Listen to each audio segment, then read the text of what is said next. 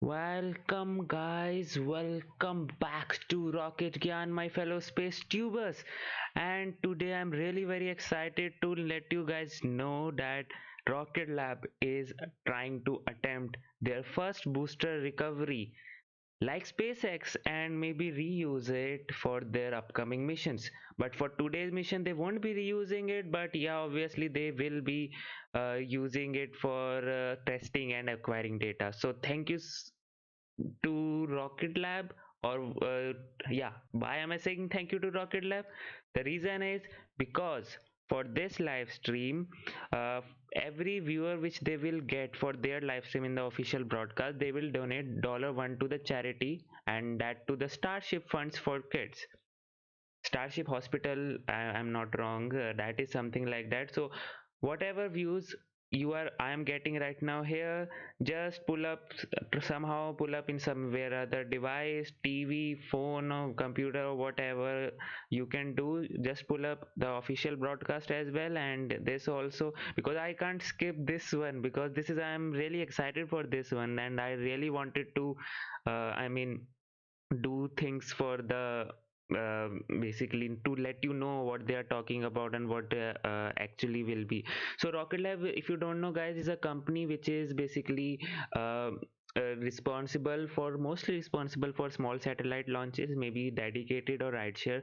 Today the mission will be a rideshare mission called basically taking around 30 satellites to space. Okay, and there we will be having many you can say there is one mass simulator also, one Santa, or I don't know, one figurine is there which will be on top of the as a payload, and that will act as a mass simulator as well as to test 3D printing for satellite.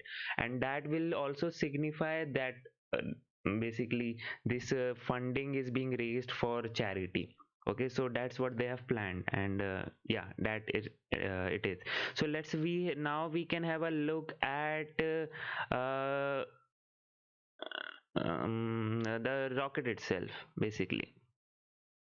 So here we have the rocket, Electron Rocket. And for this one basically they will be doing some changes to acquire to basically accommodate the parachutes and those things. So they have upgraded their booster design, but in this we don't have the updated one. So hopefully when we will have, and then I'll surely tell you. But um, in small, basically in short, I should say, in short, I should tell you that they have upgraded their booster version to accommodate the parachutes as well as to endure the re-entry effects during the atmospheric re-entry. Okay, so they will be using their new version of the booster for the first stage. And hopefully we will be able to get the live stream also for that. So here we have the maximum payload it can carry is 300 kg, and the nominal is 200 kg. I think they have upgraded it. Yes, they have upgraded, because usually the maximum payload which it could carry was 500 kg, but now it is 300 kg. So I think they have upgraded, but nominal payload is still the same. Okay, so the sun-synchronous orbit is around 500 kilometer, which they will be aiming for today also. And this is the fairing and the fairing adapter, the payload adapter. Basically, this is what we call a payload adapter, which basically takes the thrust, the force which is coming towards the satellite, and it distributes evenly on the satellites. That's the function of the payload adapter. And then we have a kickstage. So today we will be having a kickstage because we have 30 satellites to go into space, and they will be requiring basically other many different orbits. So we will be having a kickstage which will be used as a um orbit raising or orbit changing module according to the set requirement of the satellites.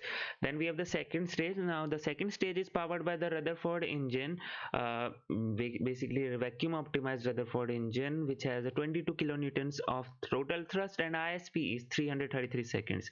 And it uses carbon composite materials. Since it uses carbon composite materials, because of that, the weight of this is really less. Okay, the weight of this is really less, and just because of that, it can accommodate more payload capacity for the same mass. Okay, so these are some cryogenic valves. Okay, the avionics are the flight computers and the new propulsion cycle. Let me just talk about this. This new propulsion cycle, what they meant to say is that they won't be using as any gas generator or closed cycle engine for the rocket. Basically, they will be using electrical pump fed engine, which means the turbo pump will be rotated by electric motors. Okay, so there will be a battery attached which will be powering those motors to rotate really really fast, and those batteries, since those motors had to rotate so much fast, those batteries will be depleted in flight only. So at one point the rocket lab will be doing a battery hot swap, which will basically dish the used battery and start using the other new battery for the turbo pumps, basically to power the turbo pumps. Basically that's what they do. Then we have the first stage. We have 9 Rutherford engines for the first stage. These are 3D printed engine, if I'm not wrong, and the liftoff thrust is 162 kilonewtons, and everything is, yeah. So now the most interesting part which we can have a look at is the mission profile, and the mission profile is this. Here we go. So we have a liftoff at t plus 0 seconds. At t plus 2 minutes 33 we have an engine cutoff. Okay, and at 2 minutes 36 we have a stage separation. So after the stage separation, the second stage basically proceeds nominally, and for the first stage we have a booster basically rotation, which is done by the RCS. RCS is nothing but the reaction control system, which will rotate the booster into 180-degree for re-entry. Okay, and once it is in the atmosphere, then around at t plus 7 minutes 38 seconds we will have the drogue chutes deployment. If you don't know what are drogue chutes are basically parachutes which basically slows down a fast moving thingy to a very to a basically a reasonable moving thing. Basically the drogue chutes can endure more level of speed. That's why they can be opened up high up in the atmosphere, and when it is when the we for this case we have a booster, so when it is coming down at a higher speed, then the drogue chutes can slow it down without cutting itself, okay, or tearing itself. That's the thing. And afterwards is if when it slows down a bit, then at t plus 8 minute 44 seconds the main chutes will deploy, and then we have a splashdown. So today they won't be having the helicopter recovery, but instead they will be using splashdown and then recovery by the vessel. uh, because they are not going in for a helicopter recovery for this mission, but in subsequent mission they will be going in for that. But they just don't want to incorporate more complications to the missions, which is basically today the mission itself is very complicated, so that's why they have skipped that plan. Okay, and yeah, and let me see now, do we have the live stream? Now we don't have till now. Actually the live stream got delayed only because of that let me just pull up that for you guys so that you can also see what I'm talking about. mm. So hi B which, if I'm not wrong, and hi Julian, hey bro, hi, how are you? And see the guys, this was what was I talking about. This Gnome is basically a mass simulator for today, and this will be signifying the Starship Foundation, which it here it also says here also that it will donate $1 for every viewer towards our pediatric intensive care unit. So yeah guys, do please have that official broadcast also there side by side with this one, because I don't want, I know I don't get many viewers, but I don't even want $20, $15, or even $10 to be wasted. That's why just pull up that official broadcast link is there in the pin message of the the chat, live chat, and you can just enjoy this one also then. Okay, so now we have the official broadcast. We can have that open now.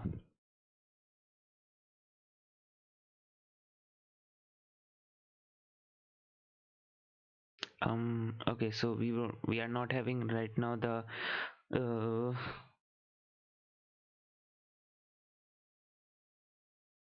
okay, no problem. So yeah, so today I'm really very excited, guys. I'm really excited for to see this thing fly and then land. And yeah, we will be getting some broadcast what they have promised. They will be trying to broadcast as much as possible, but we'll see if they we will be able to see that in here live. But they have promised to release any kind of footage. Okay, so hopefully if we don't have any footage because of some reason during the live, then we will be having the on their channel, so no worries with that. And obviously I'll also try to put that on this channel only, so that you can also enjoy. And what else for today's mission? uh, do we don't have any uh, voice or something like that, or is it? Let me just see.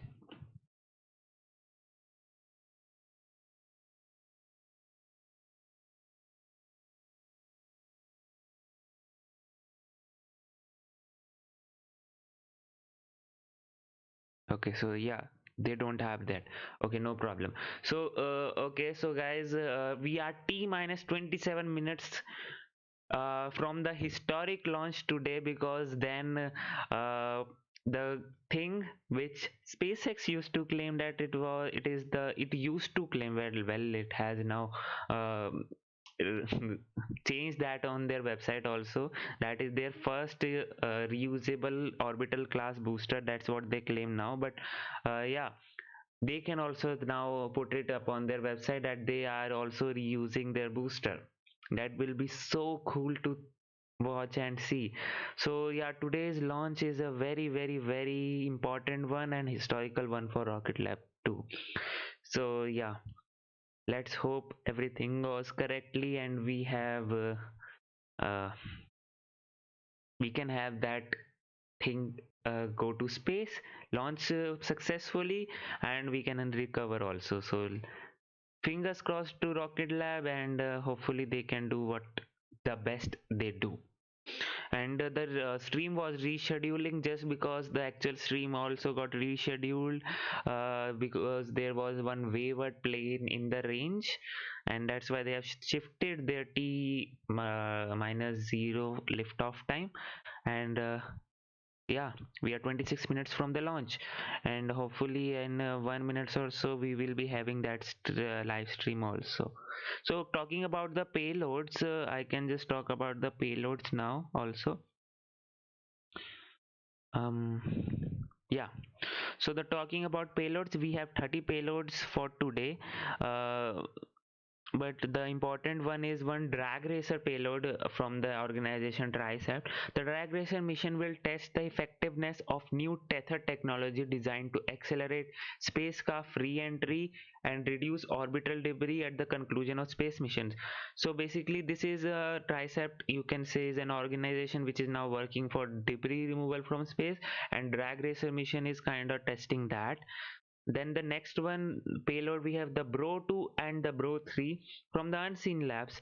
The Bro 2 and Bro 3 are the second and the third satellites in the French company Unseen Labs planned constellation of about 20 satellites dedicated to maritime surveillance. So I think they will be um, surveying that thing, and they will be having 20 satellites to do that, and the 2 and 3 are launching today. The next payload we have the apps one, which is the basically the payload for Auckland programs for space systems, the University of Auckland. And this is basically a thing which is I am really excited about, because this is a student built satellite which is designed to monitor electrical activity in Earth's upper atmosphere to test whether ionospheric disturbance might be linked to earthquakes. Wow, students always do something unique, and I'm really looking forward to this also. The data from this mission will deliver deeper knowledge of these hard to access altitudes and drive understanding of how phenomena such as solar wind and geophysical events affect the atmospheric region. Yes, these haven't been explored yet, and if they can use that, hats off to that. The next payload we have the Spacebees from the Swarm Technologies. The Swarm will launch the latest Spacebees satellite to continue building out its planned constellation of 150 satellites to provide affordable satellite communication services to IoT devices in remote regions around the world. Okay. This is also looking quite a good. Then obviously we have a mass simulator, Gnome Chompski, if I pronounced it right, from the organization Gabe Newell, founder of Valve Software. The manufacturer with support from multi-award winning design studio Beta Workshop, the unique space component is additively manufactured from titanium and printed in the shape of Half-Life gaming icon Gnome Chompski. Okay, yeah. Obviously, why don't they will do this? The mission serves as a homage to the innovation and creativity of the gamers worldwide, and also aim to test and qualify a novel 3D printing technique that could be employed for future spacecraft components. Basically, yeah, I mean I think they will be testing if that material will endure the space environment or not. Um, the 150 millimeter norm will remain attached to the kick stage during all mission phases and will burn up upon re-entry during the deorbiting process. So these are kind of main payloads which they are having on the mission. Okay, and I don't know why they haven't been able to get the stream up and running yet.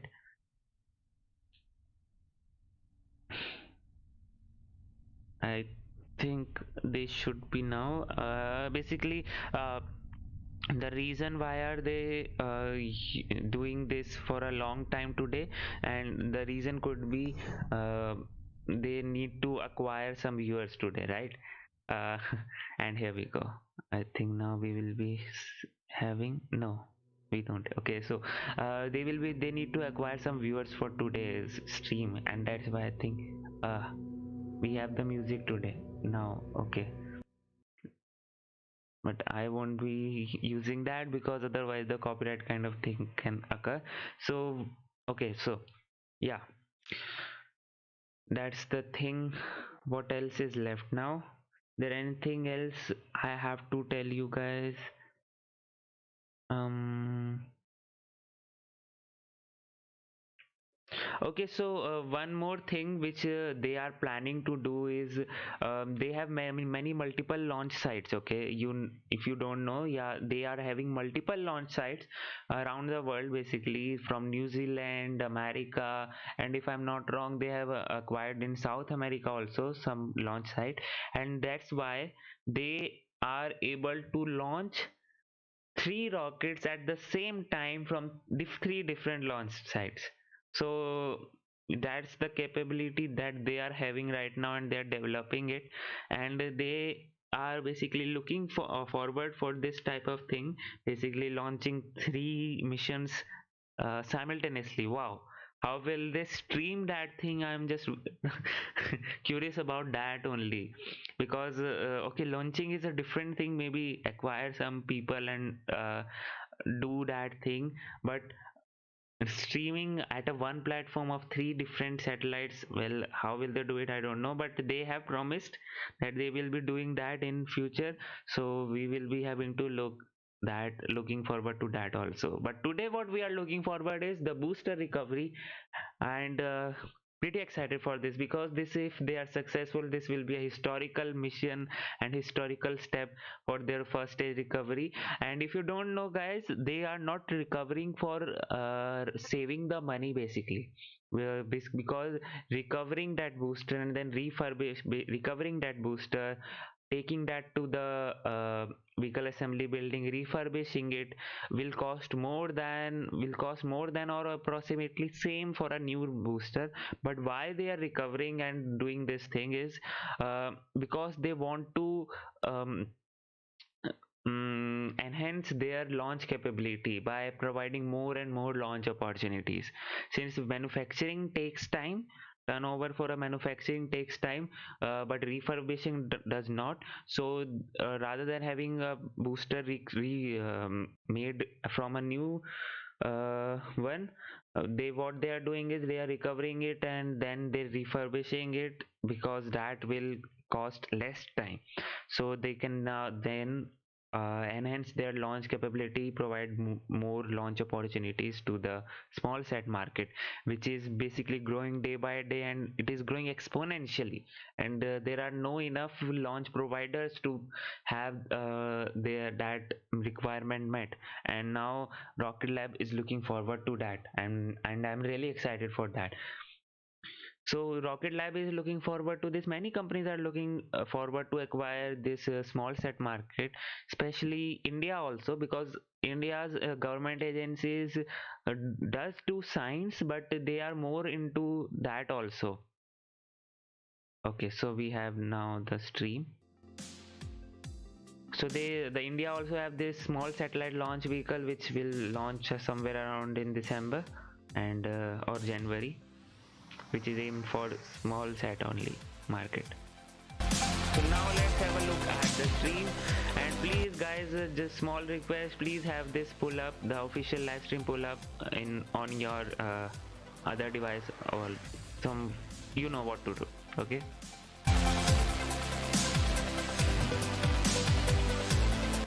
Okay, so this is the firing, and I don't know, I should be having this music coming on or not. And the return to sender mission, yes. Hello and welcome. Thank you for joining us for our 16th Electron mission and our very first attempt to recover a first stage as part of Rocket Lab's efforts to make Electron a reusable launch vehicle. You're looking at a live view of Rocket Lab Launch Complex 1 in Mahia on New Zealand's east coast as we count down to a 3:20 PM New Zealand time liftoff. Today's launch is our 6th mission for the year, a mission we've aptly dubbed Return to Sender. I'm Ariana Ryan and I'm a quality engineer in the propulsion team. And I'm Max Muncy. I'm a data analyst here at Rocket Lab, and it's great to be back with you for our 16th launch. We're in the final stages now of launch preparations as we count down with 17 minutes remaining on the clock to lift off for this mission. Electron's primary mission today is to deploy a diverse range of payloads to orbit. Inside Electron's fairing, we've packed in 30 small satellites from customers in the United States, France, and New Zealand. Before we get into those customers and satellites, though, let's talk about reusability. Today's mission marks a major step in our goal of turning Electron into a reusable rocket, and is our very first attempt at recovering an Electron booster after launch. Electron's first stage has been expendable on all 15 missions to date, but for the first time, we'll be trying to bring the stage back underneath a parachute. We're aiming for a soft splashdown in the ocean, several hundred kilometers downrange from LC-1, where a recovery team will extract it from the water and bring it back to our production complex for inspection. While the ultimate goal is to bring back a fully intact stage, today's recovery attempt is very much a test. Yeah, so regardless the state the stage comes back in, our team will come away with lots of data and information for our future recovery efforts. And, as a reminder, today's recovery effort does not include an attempt to catch the booster mid-air with a helicopter. That will come in future attempts once we've completed successful parachute re-entries. So, right now, our recovery team is ready and in position in a vessel in the Pacific Ocean, close to where we're expecting Electron's first stage to splash down at about 8.5 minutes or so after liftoff. We'll try to bring you live footage from the camera on board as the booster begins to make its descent, and we'll stick with the feed as long as we can, but we are expecting a telemetry dropout as the stage reaches 30 kilometers altitude on its descent. To tell us more about how we're approaching rocket reusability with Electron, let's hear from our CEO Peter Beck and the recovery team here at Rocket Lab. Sure. It's been enormously fun along the way. This has been the best project almost, doing these big scale tests where there's lots of energy and It's been super fun. Okay, so I think I need to. We set out at Rocket Lab to try and recover the vehicle, primarily to increase production. And first I didn't think it was feasible to do with a small launch vehicle, because if you look at all the traditional approaches, they're just not going to work. You don't have the propellant margins in a small launch vehicle. So we had to look at different approaches. And as we started to pull real data from real flights, it became obvious that there was an approach that could work. It was a little bit unconventional, and we started off down that path. So after separation, it will coast on up to apogee, do a flip, come in engines first, accelerates for a while as it comes in, and then decelerates, getting very hot in the process. Once we're down to about Mach 1.5, we'll activate a mortar, which will deploy a drone parachute. This is a This is how it looks further, like. and then when we're down to 2 or 3 kilometers altitude, we'll extract the main chute. parachute, which is a big 18-meter ring sail, and that will slow us down to a fairly modest velocity of about 10 meters per second, where we'll take a splash in the ocean. A lot of it comes down to just the size and mass constraints that we're dealing with. Exactly. Trying to package a whole load of extra equipment, mortar, extra parachutes, reaction control system, gas bottles for that, and the additional electronics into a volume that's already very tightly filled with the second stage Problem rocket is that engine only. and battery compartment. That was probably our biggest challenge. The most important thing that we're trying to achieve here is just to get the stage down to Earth in one piece, or as close to one piece as possible. So we won't be trying to scoop it out of the sky with a helicopter. We have demonstrated that we can do that, so I'm not too worried about that. The real challenge for us here is getting it through the wall, getting it under a parachute, getting it decelerated, and gently touching down into the ocean, where we'll go and pick it up with recovery vessels.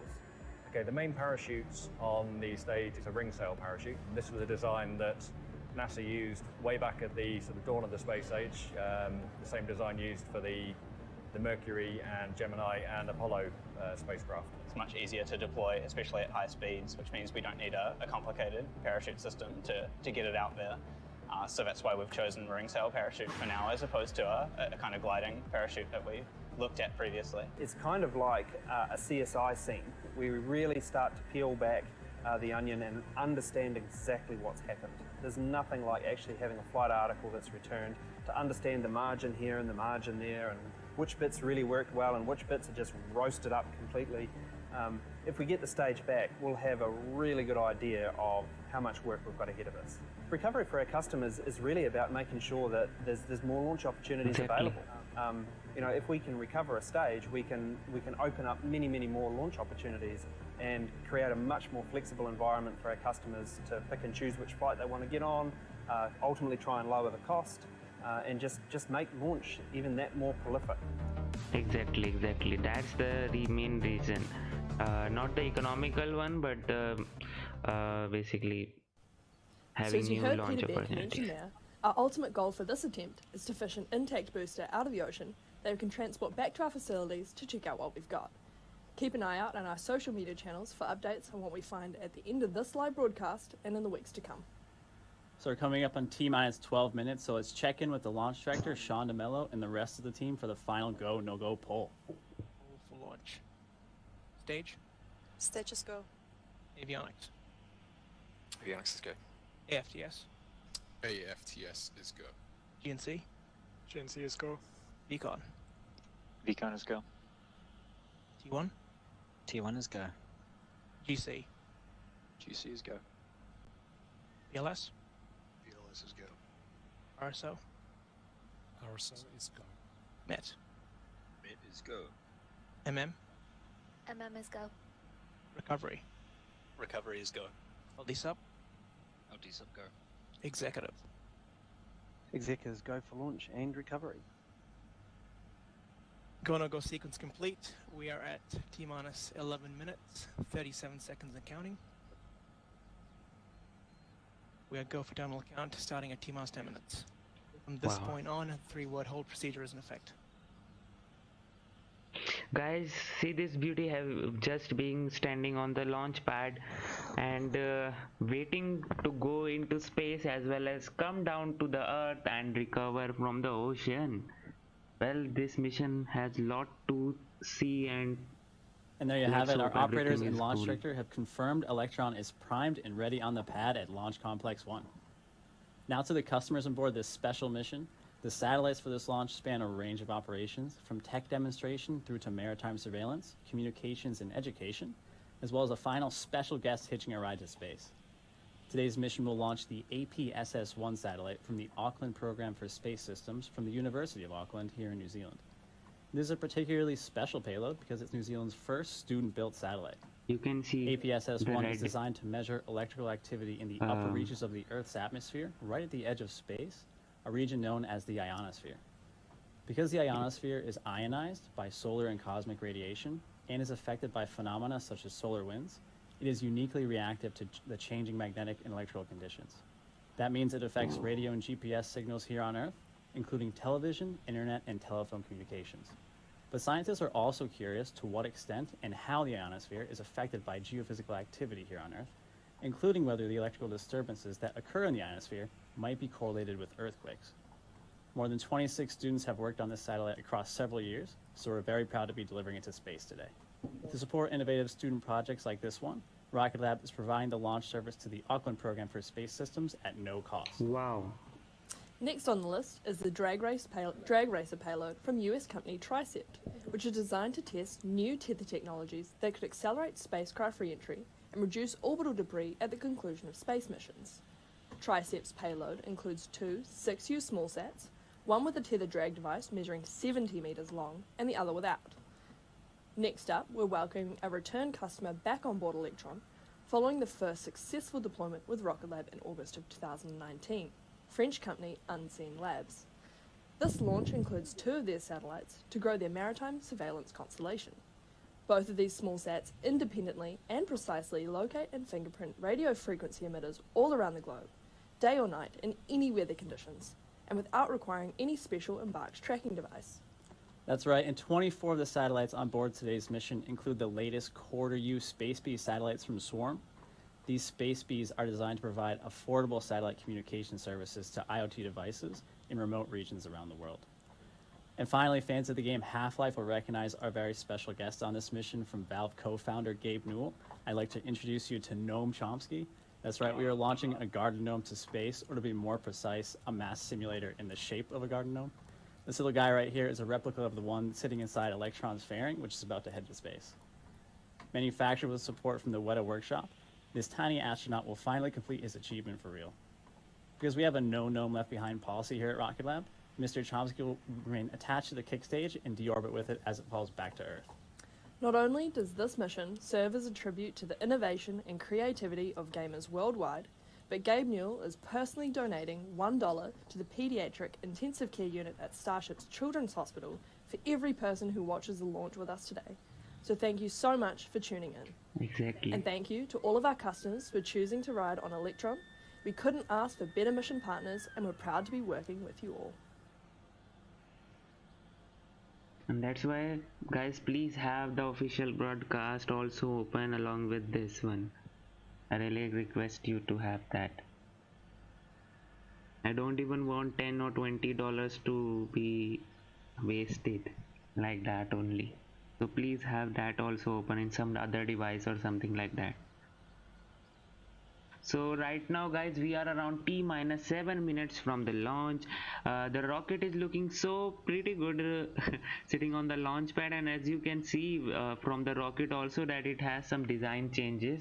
We can see that red stripe or something like that on the rocket, which signifies that there is some design changes, and obviously they had to acquire the RCS thrusters on the first stage as well as the parachutes, and all those require some mass as well as electrical wiring and everything like that. So yeah, LD avionics. Proceed with sequence 51, AFTS enabled for flight. Proceeding with sequence 51. and here we can see that launch arm is retracting, as you can see, if you can see or not. AFTS is green and enabled for flight. And we are now go for launch, and that's a pretty good thing to have. And here, right? Wow. See this. I'll be really delighted to see this beautiful. The 18-metre tall Electron is made of 2 stages to get orbit and a 3rd stage for precise deployment of the satellites on board. Electron's 9 Rutherford engines at the bottom of the first stage do the heavy lifting to space before the second stage separates to carry on the mission. The second stage is powered by a single electrically pumped Rutherford to get to orbit before Electron's kickstage takes over and carries out the final leg of the journey to deliver the satellites on board to their specific destinations. Once stage separation occurs, approximately 2.5 minutes into the mission, Electron's first stage booster, which you can see on your screen there, will begin its descent back to Earth, and it's this part of the rocket we'll be attempting to recover on the mission today. To support this mission's recovery attempt, we've added some extra hardware and components to Electron's first stage. Here to tell us more about what's been added to Electron is Dominic Fu, a familiar face and integration technician whose team assembled the rocket and the recovery hardware. He joins us now from Rocket Lab's main production facility. Dom, what can you tell us about the differences on the first stage for today's mission? I would love to hear that. Hey Max, that's right. The first stage on Electron is a little different on this mission, but it's not just a paint job that's new. I'm standing on the factory floor here at one of our production complexes, and behind me there are about 7 Electron rockets, all lined up for missions later this year and early next year. Right here is where the first stage for today's mission was fitted with recovery systems that will hopefully enable us to bring the stage back under a parachute today. Now, approximately 2.5 minutes after liftoff at an altitude of around 80 kilometers, Electron's first and second stages will separate. Electron's second stage will continue to orbit, where the kick stage will separate and deploy the satellites. So up until now, we're following a standard mission profile, but next is where it gets interesting for recovery. With engines now shut down on Electron's first stage, a reaction control system will reorient the stage 180 degrees to place it on an ideal angle for re-entry, designed to enable it to survive the incredible heat and pressure known as the wall during its descent back to Earth. Now on the recovery booster, the RCS thrusters are located near the top of the vehicle, highlighted on your screen. When Electron decelerates below Mach 2, a drogue parachute will be deployed to increase drag to stabilize the first stage as it descends. In the final kilometers of descent, a large main parachute will be deployed to further slow the stage and enable the controlled splashdown. Our team on the recovery vessel will rendezvous with the stage after splashdown and retrieve it for transport back to this production complex for inspection. Once we get the stage back to the factory, we'll inspect every inch and use that knowledge to inform our next recovery effort. It's going to be such an amazing mission to watch that I'm just going to wrap this up right now. I'm going to join everybody else at Mission Control. Back to you, Max and Ari. Thanks very much, Dom. The recovery team might be leading the program to bring back an Electron, but almost every team across the business has been involved in getting us to this point. So it's exciting to be just minutes away from liftoff for this very special mission. A quick reminder that we will have live video of the beginning of the recovery process. We're expecting the feed will cut out as Electron goes through the wall and eventually drops out of telemetry range. We'll be sharing photos of the recovery effort on the water as soon as they're available. So, with just 2.5 minutes left in the count, we're going to hand you over now to listen in on comms from Mission Control for the final minutes until launch. Okay. All stations, LD on mission cord. We are go for auto sequence start at T-minus 2 minutes. LD is go for launch. Yeah. We are go for launch, LD is go for launch, and we can see this beauty flying now. Okay. Finally a day when a company other than SpaceX will also attempting to recover the first stage, and that too with a different approach. People were like, when SpaceX used to recover their first stage by propulsively landing on the drone ship, people were like, why can't they just use parachutes? Bits are on internal power. Okay, so it's on internal power now. Why can't they just use parachutes and just have Vehicle is fully on internal power. this thing fly to space and then recover through parachute? But now, since SpaceX was doing that propulsively, now Rocket Lab is doing that with parachutes. The thing has and scenario has changed. People are now saying, why can't they recover it with the propulsive landing? But for this thing to propulsively land will significantly reduce the payload capacity.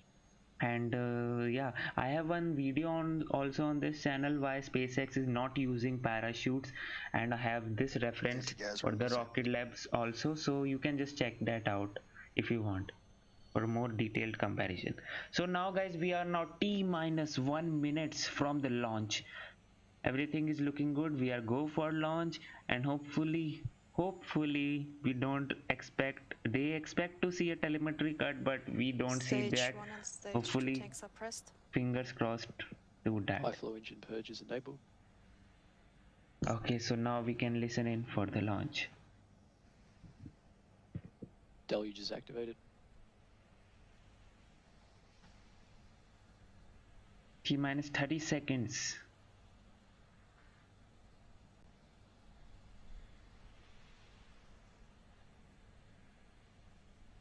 Twenty, 19, T-minus 20 seconds. 18, 17, 16, 15, 14, 13, 12, 11.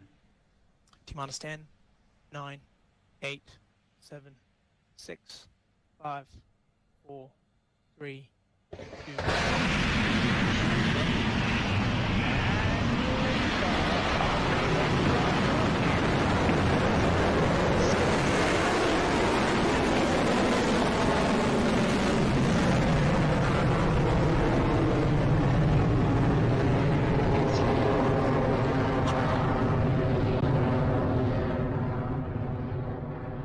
Okay, so this actually went pretty straight today. Okay, so I think they are Stage 1 propulsion is nominal. having some different profile. Now it is pitching, I'm not wrong, but everything is looking cool. The vehicle will now, the next event coming up will be the max Q, which will Entering stage 1 burnout detect mode. okay, so the next will be the max Q. And we have liftoff of Electron from Rocket Lab Launch Complex 1. We're just 50 seconds into flight, and you heard the call out on comms there that the mission is continuing nominally. So Electron will approach max Q along its trajectory, otherwise known as maximum aerodynamic pressure. And hopefully this fog clears up from the camera. Approaching maximum dynamic pressure.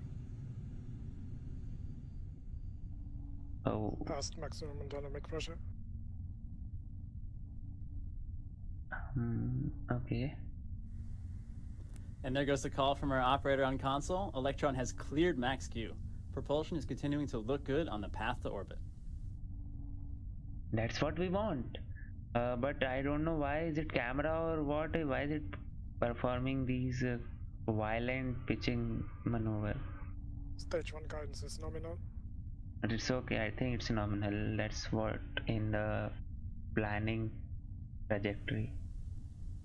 Coming up next in the mission timeline is main engine cutoff, also known as MECO, as Electron's Rutherford engines power down so that the first and second stages of the vehicle can separate cleanly.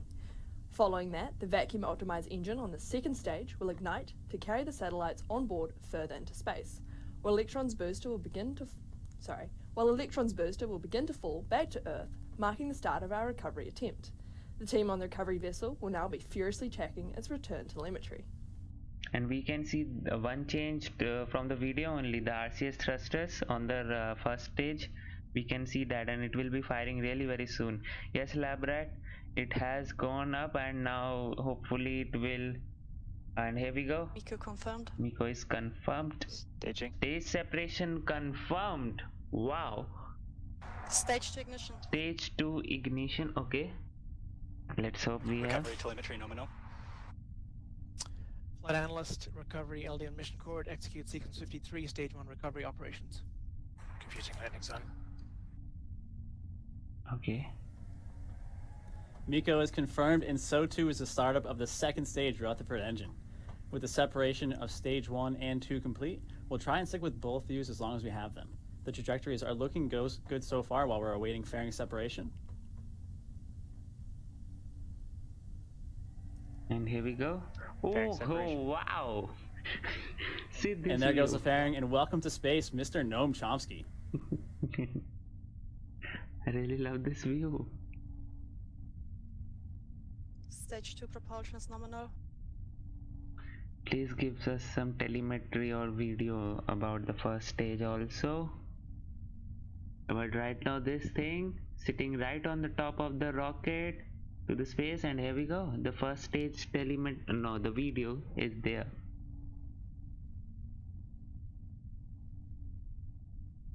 This is basically signifying, or you can say tributing all the gamers around the world, as well as raising If you're some just funds. tuning into the broadcast for our 16th Electron launch, we've successfully lifted off the pad at LC1 in New Zealand and have had a successful MECO, stage separation and stage 2 ignition.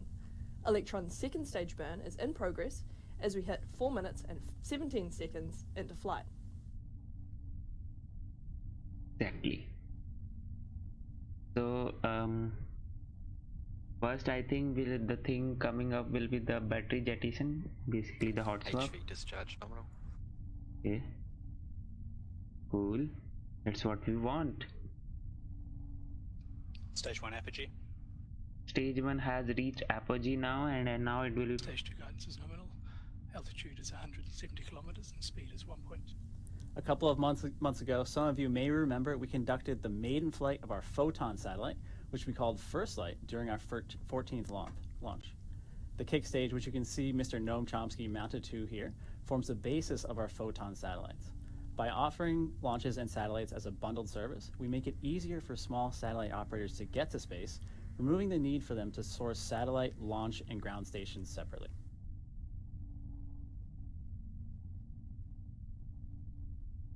And this looks so cool. Having this thing... Stage 2 guidance still nominal, 200 seconds remaining. Go to space, and now... yes, the battery dropping is coming soon now. Just a quick update for you all here. Electron's second stage burn continues nominally at a velocity of 14,000 kilometers per hour and an altitude of 190 kilometers. It looks like we've still got visual of stage reentry as well, and it feels good to be back in space. It actually, I'm so happy to see something like this. The SpaceX used to have 2 feeds, and now Rocket Lab is also having these 2 feeds. I'm really happy for that. And since SpaceX also used to have that cut, they will also be having that 6 cut minutes in and the 8 seconds into flight, and both our second stage burn and first stage booster re-entry are looking stable. Next up will be battery hot swap to continue supplying power to the second stage engine and systems. Let's listen in for that call. AFT is saved.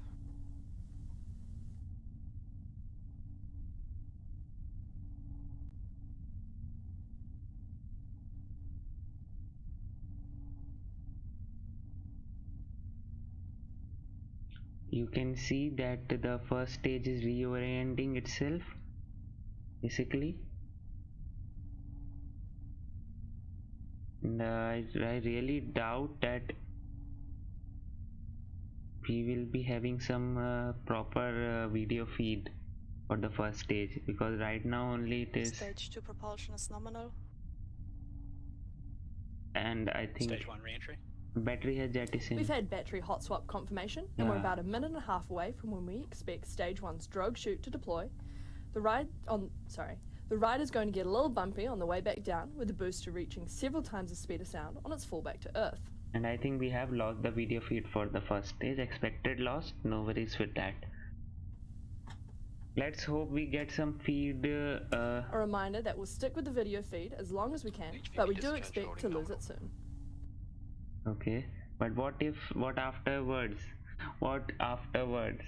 Do we get that afterwards? I mean, when you have parachutes deployed or something like that, or from the vessel, recovery vessel. Let's hope what we have. And as expected, it looks like we've lost video connection to Electron's booster there. We should expect the first stage's main parachute to deploy at about 8 minutes and 44 seconds into the mission. If we get that confirmation while we're still on the air, we'll be sure to share it with you. Otherwise, check in on our social media channels for further updates when we end the broadcast.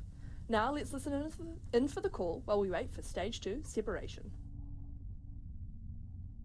Guidance is in terminal, 20 seconds remaining.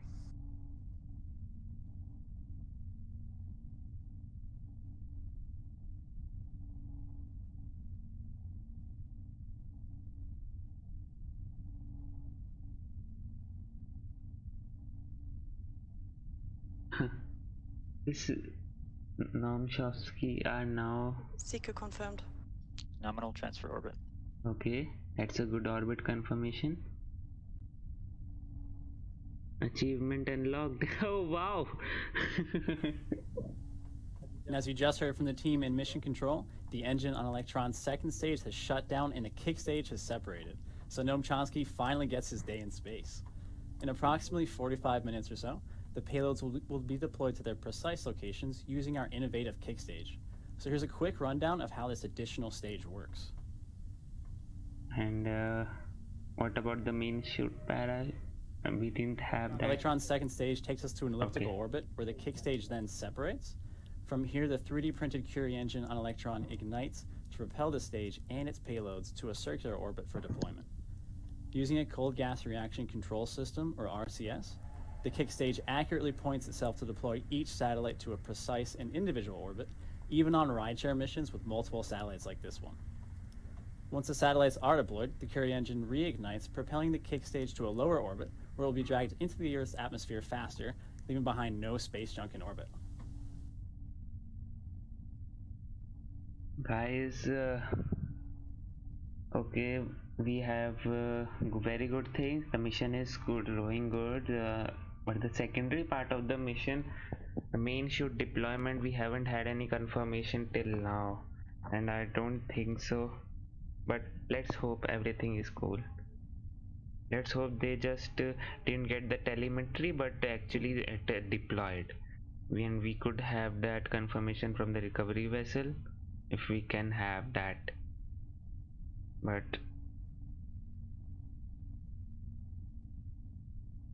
yeah, that's what we have today. But I really like that fact that achievement unlocked overlay which they put when it went into space and had a good orbit. I didn't expect that because yeah, I know it signifies gamers and that thing, but I really didn't expect that to happen, and they put that, so I'm really happy for that.